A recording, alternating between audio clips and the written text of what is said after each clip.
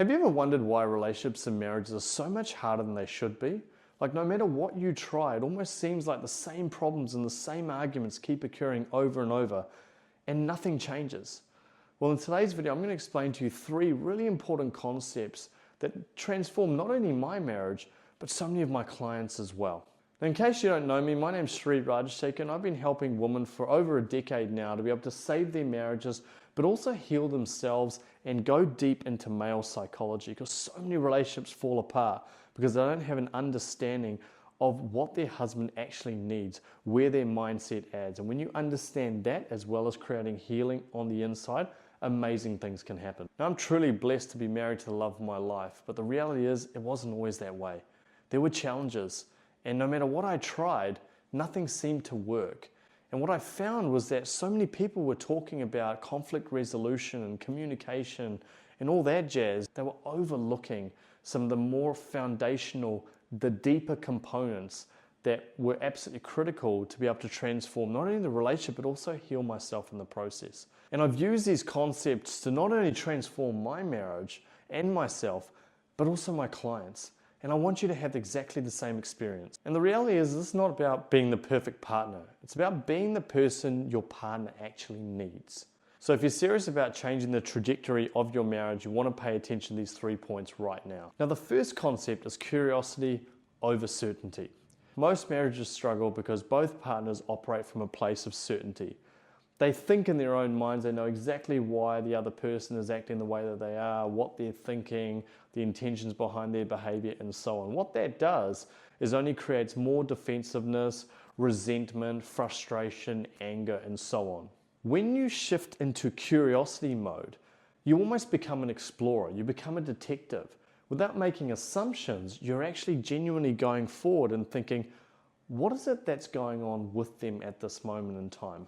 I don't have the answer. I want to figure that out. I want to understand my partner at a deeper level. Now, how do we get ourselves to a place of curiosity? Now, the first step is to just take a breath, take a pause before you react. Second is replace your assumption with a genuine question of wondering what is it that they're going through. And it might be as simple as, hun, I can sort of tell that you seem a little bit down today. Do you want to tell me a little bit more about your day maybe? Did you have a difficult time at work or something along those lines? And what you're doing is you're just genuinely curious. You take the mindset of, I don't know what that experience is, I want to learn. I was listening to an interview the other day, and the person on it was saying that everyone has a little sign on their forehead that often says, I want to feel important. Now, it was a little bit tongue-in-cheek, but the reality is everyone wants to feel important on some level. So when we take an active interest in the other person, they're going to want to talk a little bit more about that. Now, yes, some individuals might shut down a little bit depending on the environment that you're currently in, but it's all about consistency. It's about getting into patterns. You can't just do these things once, and if they fall flat on its face, then, oh, well, this doesn't work. You need to maintain some consistency here. Now, just to highlight the importance and the differences between certainty and curiosity. Certainty, for example, would be where your partner just left the dishes in the sink, hasn't cleaned up, and you're thinking to yourself, they're lazy, they don't respect me, they don't love me, pisses me off when they do these sort of things. Now, a curious approach might be where you have the same scenario, but then you end up just thinking to yourself, gee, he must be going through a bit of a tough time today if he hasn't done his dishes like he normally does. I wonder what's going on. And then that might force you to then just ask a couple of questions about his day and just learn a little bit more about what he's gone through. Once you've shifted to curiosity, the next stage is emotional ownership. You've got to master this. This is where most marriages fail because each partner is often thinking, when is that person going to change? When is she going to change? When is he going to change? And so on. And the problem is that most partners blame each other for how they're actually feeling. And this just breeds more resentment because one person then feels like they're responsible for that person's happiness. And the other person feels like, why isn't that person delivering for me, or vice versa? Or it can sometimes be both at different stages. And so that just builds and builds and builds and compounds to the point where they just get to a place to say, you know what, I'm done. And that can be a really, really difficult place, but it's also something that can be addressed so much earlier on. Emotional ownership helps you to take ownership of your own emotions while still feeling connected with your partner is so, so powerful. Now, how do we do that? Now, the first step is to actually acknowledge the feeling that you've got in terms of a body sensation. Don't label it yet. We're just allowing ourselves to feel that sensation. Is it something in my chest? Is it something in my solar plexus? Is it something in my head? Whatever it is, just firstly take ownership of that physical sensation. Then step two, you want to understand what's the deeper core feeling or core wound underneath those sensations. So you might feel those sensations and you might realize, okay, well actually what I'm feeling at the moment is fear or shame or inadequacy or abandonment or whatever it may be. You identify that.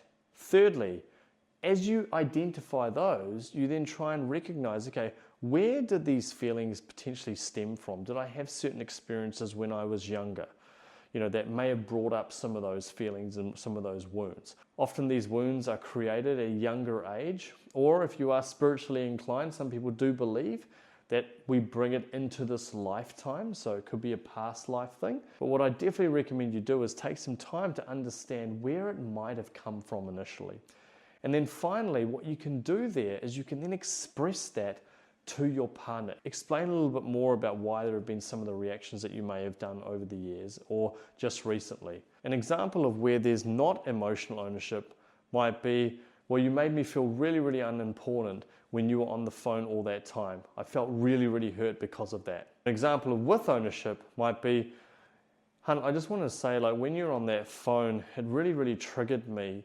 But I've realized of late that one of the reasons for that is because, in past relationships or when I was younger, I noticed that, when my dad was around, he was, always absent and so on. It just made me feel like, I wasn't really loved. And, that's just bringing up some of those feelings. And I know that your intention is not that, but I just would love it if maybe we could organize some time, once a week, just for an hour or something, and we could just have phone-free time and just connect. And that would be an example where you're actually owning your own emotions, but also carefully communicating your needs to your partner. Now, concept number 3 is intentional intimacy. This final concept is crucial for a long-term connection. And the problem is most people just assume that because you love each other, that intimacy is just going to naturally flow. Or one person might be really into it, another person doesn't quite understand how to ensure that that person gets into it themselves. You've got to understand and you've got to be intentional about it. And the reality is true intimacy doesn't really occur unless you've got that connection at a mental and emotional level. If that's not there, the physical intimacy almost just becomes robotic and of no real value over time. Now, here's how to engage in intentional intimacy. The first is understand each other's love language. Is it physical touch? Is it words of affirmation? Is it gifts? Is it acts of service? And so on. Understanding each other's love languages can slowly help you to be able to serve at the level that that person needs. Step 2, create some daily micro commitments. If that's a little bit of physical touch, if that's some beautiful words or just a bit of quality time, really engage in that. It doesn't have to be a huge amount, but just small micro commitments. As my wife always says, I don't need a lot, I just need a little bit all the time. And so when you engage in some of those little things, it can slowly build even more of that connection and allow that compound effect to really kick in. Step 3, establish a dedicated weekly practice or ritual to engage in that deeper connection. Whether that's going to bed a little bit earlier on one particular night, or if that's saying, hey, we're going to go out for a nice date night. Engage in something that's going to allow you to build a deeper connection rather than just meandering along and going through the daily grind that most of us have to live. Fourthly, protect your relationship from external distractions and demands. The reality is life is busy. There's lots going on. If you've got kids, if you've got businesses, you've got other things that are going on, sports, etc. Those things can happen, but you have to commit the time. You have to make sure that you're protecting yourselves from those demands. If you just let those carry on without committing the right energy into it, then problems are going to arise. So make sure you're dedicated to that. And finally, continue to check in and make sure that you're learning about each other, learning about the deeper parts of yourself in terms of your fears, your insecurities, your values, all that sort of stuff. And even if your husband's quite a staunch man and so on, that's okay. You don't always have to go into the depth where you get him to cry or anything like that. It's just learning a little bit more and sort of testing the waters to see how deep he will go. But there will be some depth there. There always is. There's always a shadow part to people. And if we understand that, if you can make a bit more of an effort to build some of that connection slowly over time, just expand on that.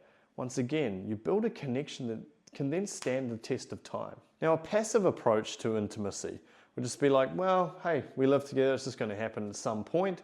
Or things are just pretty busy at the moment. We'll make sure we commit some time at some point when things are settled down.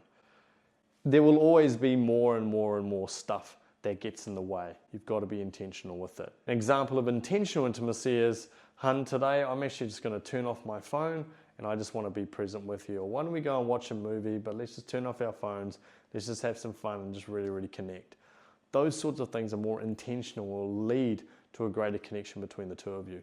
Now, even if you start applying even just one of these concepts, it can create a dramatic shift in your relationship or marriage. That I can assure you of. But I need to be completely honest with you. Understanding these concepts intellectually is totally different from being able to apply them in a real world situation where you're in a high stress environment, when there's challenges in the family or challenges in different areas of life. It's tough. Here's what typically happens though. People try some of these strategies, they put it into practice, they give it a go, they experience a little bit of initial success, but then life happens. He might say something to you that hits a nerve, and then immediately what happens is we revert back to our old patterns. And to sustain those shifts that we were initially making ends up becoming very challenging. Our brain goes into survival mode. We start questioning ourselves. We start experiencing a lot of fear, and we curl up into a ball and we're not sure what to do. And I totally understand it. I have seen this more times than you can even imagine. So at this point, you've got a couple of options. One is you continue to apply these strategies and you make sure that you stay consistent. But if you feel like there's going to be some challenges and you're not sure how to navigate your way through, then I'd encourage you to go to step 2, where you book a call with me below. In the description section, you'll see a link that says book a call with me. You use that link and you can learn a little bit more about how I can potentially serve you on your journey through my program, The Authentic Relationship System. It's an amazing program. We go deep, not only through your marriage, but also through your own transformation. I promise you, you put the work in, you're going to create some amazing shifts. And that's what I want to experience for you, because when we start to shift internally, the whole world around us starts to shift. Whether that be your marriage, your business, your health, whatever it is, everything starts to shift. It is a magical thing. And I truly want you to have that experience. So once again, if you want to book a call with me, just click on that link below and I cannot wait to speak to you. Thank you so much for watching this video. If you've liked it, make sure you hit that like button below. If you want to get more videos like this, hit that subscribe button. And do let me know if you've got any comments or questions or takeaways or any of that good stuff. I always love hearing them. I'll make sure I respond to every single one of you. What I encourage you to do now is to go a little bit deeper into male psychology. So below is a link to watch the video where I talk about the 4 feminine traits that men find wildly attractive. Click on that link. I know you're going to get a number of nuggets out of it, helping you to understand more about your husband or partner. Thank you so much. God bless, and I look forward to talking to you soon.